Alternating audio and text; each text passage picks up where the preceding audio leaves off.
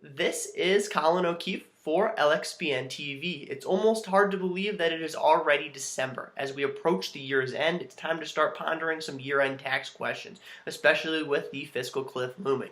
Joining me today to discuss these issues is Deirdre Wheatley-Liss of the New Jersey Estate Planning and Elder Law Blog. Deirdre, first, what questions should individuals ask themselves in regards to their tax situation as we approach the end of 2012? Oh, hi, Colin. Thanks for inviting me to join you today. The questions that individuals need to look at is the fact that it's likely that income tax rates are going to go up next year. The President and Congress may reach a resolution between now and the end of the year, but right now all income tax rates are scheduled to go up at the end of the year. So what that means is that people might want to look at trying to do some tax planning before December 31st of this year in order to avoid being hit with those higher taxes. A couple of things to think about.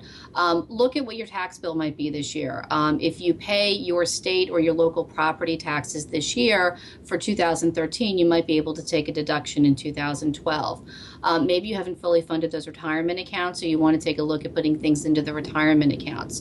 And then the big thing that's coming next year is this new 3.8% Medicare surtax on investments of people who are highly compensated over $250,000. So some people are looking at a combination of potentially higher capital gains rates next year in this new tax and maybe selling some investment assets that you've held for a period of time and you didn't want to take the taxes, but they'd rather take the taxes at a 15% capital gains rate with no Medicare surtax than to sell the same asset in 2013 at a potentially higher capital gains tax rate with a Medicaid surtax.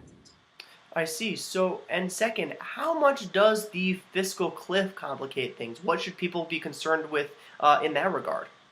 Well, the fiscal cliff is a big concern because it's from an individual standpoint. There's a couple of sides to it. One is that, as I said, all the tax rates are going up, but the second is that there's across the board mandatory budget cuts to various and sundry services, and who knows how those services might potentially affect you.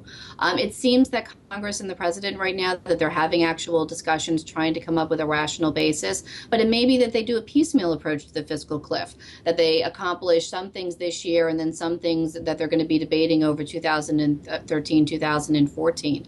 Unfortunately, individuals don't have a lot of opportunity to affect what those conversations are actually being had.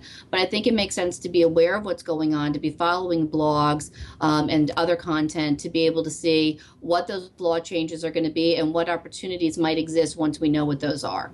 Definitely. It's going to be interesting to watch to see which way this falls, of course. Again, that was Deirdre Wheatley-Liss of the New Jersey Estate Planning and Elder Law Blog. Be sure to visit that publication. It's at njelderestateplanning.com. And of course, if you're interested in what the rest of the Lex Blog Network's thousands of authors have to say, visit us at lxbn.com. Thank you, Deirdre. Thank you very much, Colin.